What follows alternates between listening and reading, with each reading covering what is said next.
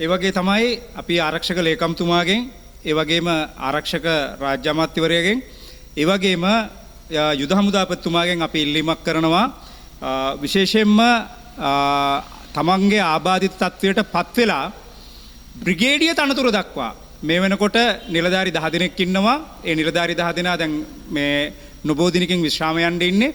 අපි විශේෂ අවධානය යොමු කරනවා මේ අය තමන්ගේ ආබාධ තත්ත්වය තියාගෙන වසර 35ක් මේ රට වෙනුවෙන් කැපවෙච්ච නිලධාරී.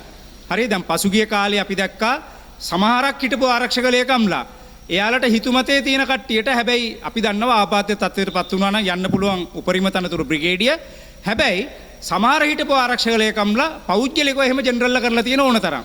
දැන් හොඳම කතන්දරය කියලා කියන්නේ මේ වෙනකොට දැන් අවුරුදු 35ක් මේ ආබාධ නිලධාරීන් ටික මේ රට වෙනුවෙන් ජීවිත හිමියෙන් කැප වෙලා වැඩ කරනකොට අනේ අනිත් පැත්තෙන් ගන්න මේජර් ජෙනරල්ලා 50ක් වෛද්‍ය හේතුන් මත විශ්‍රාමිකෙන් හොරෙන් පඩි ගන්නවා. දැන් මේක සාධාරණද? මේක සාධාරණද? කිසිම මේජර් ජෙනරල් වරයෙකුට වෛද්‍ය හේතුන් මත යුද හමුදාවෙන් විශ්‍රාම ගන්නන්න බෑ. එසේ තිබියදී හිටපු ආරක්ෂක ලේකම්ලා තමන්ගේ යාළු සෙට් එක ඔක්කොම දාලා අපි දන්නේ අතයට මොනවාරි වුණාද කියලා. හැබැයි අපි අල්ලස්සා දූෂණ විමර්ශන කමිෂන් එකට අපි පැමිණිලි කරා. අතිගරු ජනාධිපතිතුමාගේ අපීල් වෙනවා ජනාධිපතිතුමා මෙන්න හොර සෙට් එක. ඔයලා බලන්නකො මේගොල්ලෝ කොහොමද ගිහිල්ලා තියෙන්නේ.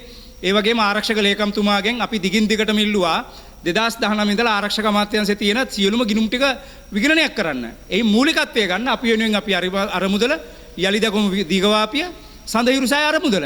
ඊට පස්සේ යුද හමුදාව පැත්තෙන් ගත්තොත් කිසි දෙයක් නැහැ. හිටපු හමුදාපතිතුමාගේ ගිණුමයි, සේවා වනිතායකගේ ගිණුමයි, ගජබා රෙජිමේන්තුවේ ගිණුම් තියෙන ටිකයි, ජාතික ආරක්ෂක බලමුළුවේ තියෙන ගිණුම් ටිකයි පරීක්ෂා කරා නම් හොඳට බලා ගන්න පුළුවන් වෙයි. සාලිපුර අපි දන්නවා තව කතන්දරයක් තියෙනවා අපි ඒක CID එකට අපි පැමිණිලි කරනවා. ඒකේ සරබ පිටියයි ප්‍රධාන පිවිසුම් මාර්ගයයි හදලා තියෙන රත්තරන් වලින් හදලා තියෙන්නේ. ඒක අපි විශේෂයෙන්ම අපි CID එකට බාර දෙනවා. ඒ වගේම යුද හමුදාපතිතුමාගේ අපි අවධානය යොමු කරනවා දිගින් දිගටම මම ඉස්මතු කරන කාරණාවක් තමයි ශ්‍රී ලංකා යුද හමුදා රෝහලේ වකුගඩු ඒකකය. දැන් මේ අපි කියනේව ඇහෙන්නේ නැද්ද? අපි යවන ලියුම් එක්ක හමුදාපතිතුමාට ලැබෙන්නේ නැහැ නැත්නම් ඔකේ මොකෙක් හරි එකේ කුස්සනවා. ජනාධිපති ලේකම් කාර්යාලයට අපි ලැබෙන ලියුම් වැඩේ තියෙන්නේ මං කියන්නේ පරණ හොර සෙට් එකක් ඉන්නවා කියලා මේකේ. නමුත් ඔබතුමාලට මේ වගකීම් වලින් බේරෙන්න බෑ. අපි මේ දේ ඔබතුමාලට WhatsApp කරාම මම පෞද්ගලිකව එවනවා. ඉතින් ඔබතුමාලා බලනවනේ මෙව්වා. දැන් වකුගඩු ඒකකයට තාම යුද හමුදා රෝහලේ පණ දෙන්න බෑ. මොකද්ද හේතු වෙලා තියෙන්නේ? රුධිර මේ ඩයලයිස් කරන මැෂින් දෙකක් කැඩලා දැන් කී දවසක් අපි කිව්වද මේ මැෂින් දෙක රිපෙයාර් කරන්න. දැන් හමුදාවේ සල්ලි නැද්ද මේ දෙක කරන්න? අර සඳහිරු සෑයෙන් රුපියල් 10 ගානේ කපනවා. අටම ස්ථානයට පූජා කරලා තියෙදි. ඉතින් ওই රුපියල් 10 කපන එක මේක අර මුදලක් හදලා මැෂින් දෙක විවෘත කර මේ මැෂින් දෙක රිපෙයාර් කරගන්නකො. ඒකම ආබාධිත සහ විශ්‍රාමික රණවිරුවන්ගේ සියලුම සැත්කම් නවත්තලා මොන විහිළුවක්ද මේක? දැන් ඔය ඉහළ ඉන්න නිලධාරීන්ට මේක තේරෙන්නේ නැද්ද?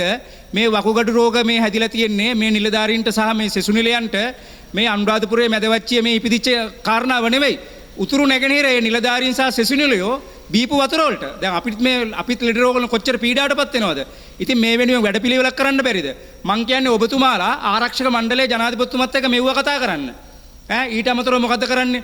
ආබාධ රණවිරු ඇස් නැහැ, අත් නැහැ, කන් ඇහෙන්නේ නැහැ. අම්පාරේ ඉඳලා කහටගස්තිගේ ඉඳලා වවුනියාවේ මැදවච්චේ මන්නාරමේ ඉඳලා මේ අකුරැස්සේ දෙනියාවේ ඉඳලා මේ රණවිරු වෙනවා යුද හමුදාර වලට. ආවට පස්සේ බෙහෙත් ටික ගන්න නැහැ. ඊට පස්සේ බෙහෙත් වලින් භාගයට භාගයක් LP කරන්නේ. මෙවුවා බොරුණා හමුදා මාධ්‍ය ප්‍රකාශතුමා ඔබතුමාට පුළුවන් ප්‍රකාශයක් කරන්න මම සාක්ෂිත් එක්ක ඔප්පු කරන්න. LP කරාට පස්සේ මොකද්ද වෙන්නේ?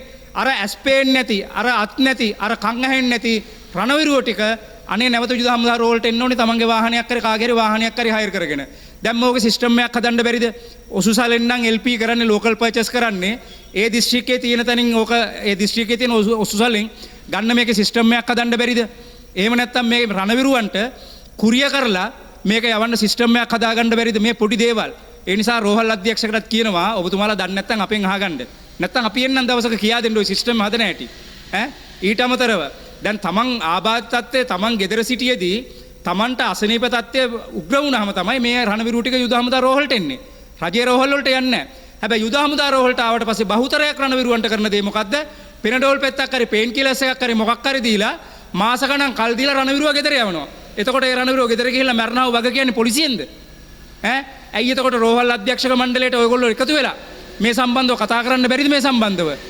සල්ලි නැත්තම් එකම දේ යුද හමුදාපතිතුමාට කියන්න සල්ලි නැහැ ප්‍රතිවාද නැහැ කියලා. ප්‍රතිපාදන නැහැ කියලා මේ ආබාධ කොල්ලෝ ටික මෙහෙම ගෙවල් වල මරන්න දෙන්න පුළුවන්. එහෙමනම් ප්‍රතිපාදන ගන්න හමුදාපතිතුමාට ඔබතුමාලා සැලසුමක් හදලා දෙන්න. හමුදාපතිතුමා ඒක ගිහලා ආරක්ෂක මණ්ඩලය කතා කරයි. මෙහෙම නේද ප්‍රතිපාදන නැහැ කී මේ කොල්ලෝ ටික මරලා දාන්න පුළුවන්ද? ඒ නිසා මේ කටයුතු ඉතාමත් කඩිනමෙන් ඉටු කරන්න කියලා ඉල්ලනවා. ඒකම අපි අවසාන වශයෙන් උත් හමුදාපතිතුමාට කියනවා හමුදාපතිතුමා මේ ගජබායගේ සෙල්ලම කුමන්ත්‍රණය ඒ විදිහටම තියෙනවා. අපි ජනාධිපතිතුමාගෙනුත් ආරක්ෂක ලේකම්තුමාගෙනුත් ආරක්ෂක රාජ්‍ය ඇමතිතුමාට විශේෂ ගෞරවයෙන් ඉල්ලනවා මේ ගජබා සෙට් එක නිකන් නෙවෙයි උතන ඔය තව කීප දෙනෙක් ඉන්නවා මෙතන. අර අහවල් එක්කෙනාට ගියාට මැක්කෝ ටිකක් ඉන්නවා. මොකද සරලම කතන්දරේනේ මම මේක කියලා මාධ්‍ය සාකච්ඡාව අවසන් කරනවා. හිටපු ජනාධිපති ගජබා, ආරක්ෂක ලේකම් ගජබා, CDS ගජබා, හමුදාපති ගජබා. එතකොට මුළු හමුදා ශ්‍රේෂ්ඨයේම බහුතරයක් ජ්‍යෙෂ්ඨ තැන්වල හිටියේ ගජබායගේ. තමන්ගේ අනදෙන නිලධාරී හිටපු ගෝඨාභය රාජපක්ෂ මැතිතුමාට ආරක්ෂාව නොදී රටින් පැනලා යනකම් හිටපු ගජබා සෙට් එක. ඒ නිසා මේ වන විටත් හමුදාව තුළ පරිනිර්වාණය සම්බන්ධව යම්කිසි ගැටලු නිර්මාණය වෙන්නේ මේ හමුදාපතිවරයා පන්නලා දාන්න. හැබැයි අපි එකක් කියනවා එක්සත් රණවිරු ප්‍රජා විදිහට අපිත් සියලුම රණවිරු සංවිධාන මේ රටේ වට්ටපු හමුදාව සංස්ථාවක් කරපු හමුදාව නගා සිටවන්න අපි ඕනනම් පාරට වැහැලා හරි මේ හමුදාපතිවරයාට ඒ ශක්තිය ධෛර්යය දෙන්න අපි ලබා දෙන්න අපි සූදානම්. අපි ජනාධිපතිතුමාගෙන් අපි ගෞරවණීය ඉල්ලීමක් කරනවා මාස 3-4කට ජනාධිපතිතුමා හමුදාපතිකම බාර අරගෙන මේ සංස්ථාවක් කරලා තියෙන 2019 ඉඳලා එකපාර මෙතුමාට ගොඩ දාන්න බෑ. ඒ නිසා අඩුම තරමේ වර්තමාන හමුදාපතිවරයාට අවුරුදු 55න් පස්සේ අපි ඉල්ලීමක් කරනවා. ඉතාමත් ගෞරවයෙන් අපි ලිඛිත වේවනවා ජනාධිපතිතුමාට මේ සම්බන්ධව පැහැදිලි සවිස්තරාත්මක ලිපිය ඉතාමත් ගෞරවයෙන් අපි ඉල්ලනවා. තව වසරක් දෙන්න එතුමාට. දීලා එතුමාගෙන් මේ රට සේවයක් ගන්න. එහෙනම් බොහොම ස්තුතියි.